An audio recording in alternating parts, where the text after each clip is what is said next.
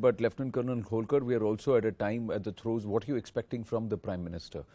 Today's message, because through COVID-19, it was about resilience, it's about fighting. So year one, he said we will look for a vaccine. Year two, he said we will try and vaccinate everybody. Before that, it was the campaign of Swachh Bharat. At every stage, every year, there is a mission that we undertake.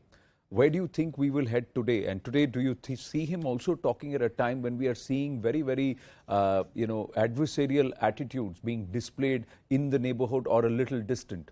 So we have somebody like China, which is trying to open two fronts, which is clearly trying to cultivate Pakistan. If the Pakistanis are worried how far India has gone and they are being left behind. Somebody like an Imran Khan is turning around and quoting Subramaniam Jaishankar at his rallies in Lahore. So that's what's happening. So ahead of their Independence Day, they're looking at where India has reached, so which is good. But the point is, we're also looking at the tough with the fight with Taiwan. You know, the tussle in the South China Sea, the tussle in the Indo-Pacific. It's India that's setting the narrative, because we were the ones who first started talking about rules-based order. We also talked about democracy versus autocracy. Somewhere we just see nations now echoing what PM Narendra Modi said 2 years ago at this. So do we see ourselves talking about that? Is he going to underline the need for Atmanirbharta? What are your expectations today? So, Anand, one thing which I can now understand is, being the nation which has moved out of COVID shadows and come out of it very successfully, and one of the largest economy in the world, we are now very confident of ourselves and moving ahead. When we look into the geopolitics, I think probably neighbors around us, they may be troubling us a little bit, but they have understood our strength. And this strength doesn't come from military alone. It comes from the political leadership, the leadership of the nation, and also the fact that the world has acknowledged us. In fact, after the Ukraine conflict, which is currently going on, our importance, our recognition by both United States and the Russians have been agreed, and they both are seeking our support.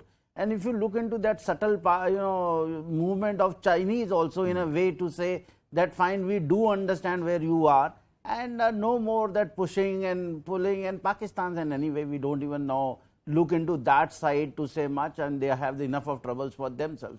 I'm very sure we are reaching into, and in fact arriving onto the world stage as a very, very confident nation. But you think he's going to talk about programs, policies like Agniveer? Is he going to talk about what we need to do as a country, trying to reduce our own import dependence, especially with arms, with fuel? He's just launched a 2G ethanol plant in Panipat. They're talking about, we're pushing for defense corridors. We're trying to reduce capital investment is something that he's seeking. Or is the focus going to be one singular aspect, to make India the medical destination, to make our people experts in medicine and in technology? So it's not just medical tourism, setting up new hospitals, but also telling our people, our students, that, take to medicine, all forms of medicine, and take it forward. Anand, Prime Minister Modi is an amazing orator, but he is also a visionary. And I'm sure with the 1.25 billion set of people watching him and listening him, it can't be just one agenda. He would be talking about a wide-ranging issues, right from political to industrial to development to geopolitics and the growth of this country. We are one of the youngest nations moving in this world. World looks up to us, and under his leadership, I'm very sure his agenda is full and completely towards the nation development.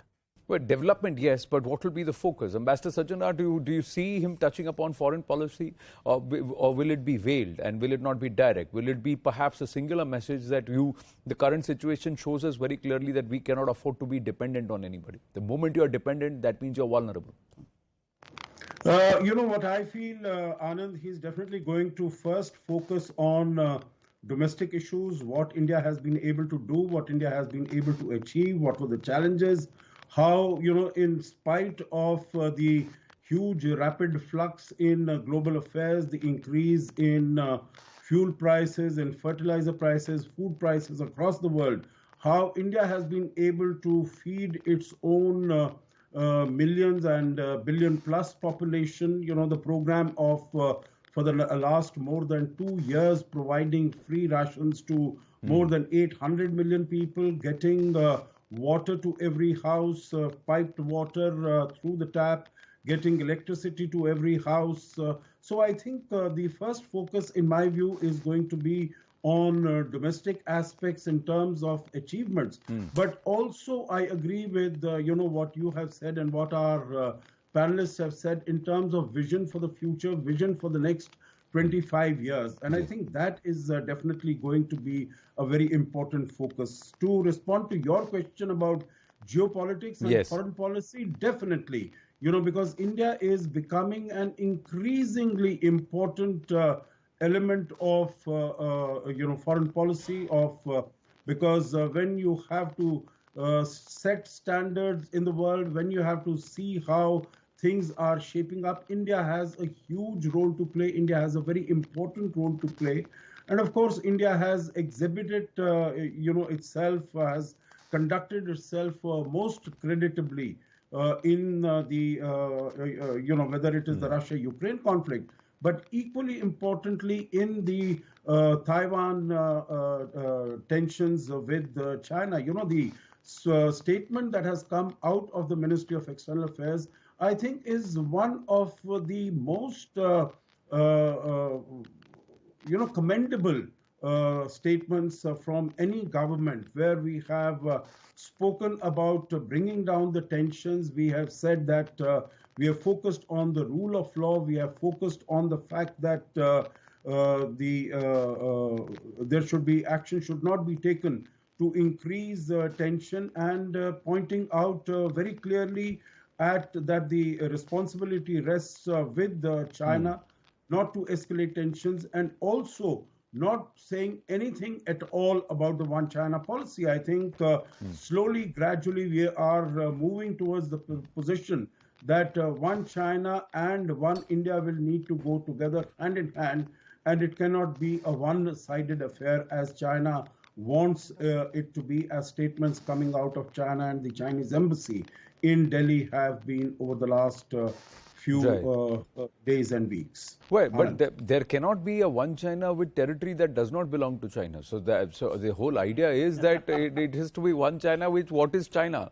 You cannot claim, East Turkestan, Tibet, Taiwan, and territory that doesn't belong to you and say, oh, this is all mine and this is one China. So that, but it's significant, Ambassador Sajjanhar. I'm just coming back to you that Taiwan, in its statement yesterday, not just mentioned US and Japan, but specifically twice in that statement, the official statement mentioned India separately. They not only thanked parliamentarians, but they also turned around and said, we will actively engage with nations like US and Japan and other nations, including India. So India's mention separately and specifically is also significant. See, these are all subtle shifts that which we are noticing. The Prime Minister actively engaging, wishing His Holiness the Dalai Lama, the talk about Tibet, which is being amped up quietly.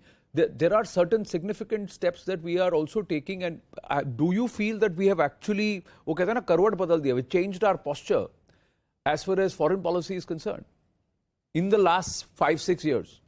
No, absolutely. If you just compare to what happened in 2018, when it was mentioned that there would be no official participation in the birthday celebrations of His Holiness, which takes place in early July.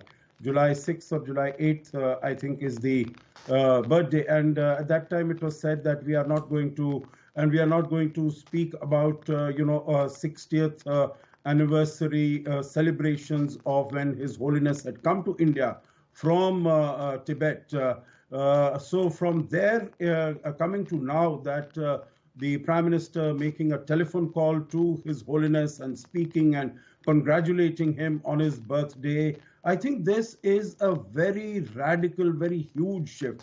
And I think it's not only in this context, Anand, that we can see it. You look at how the Quad has evolved over this period.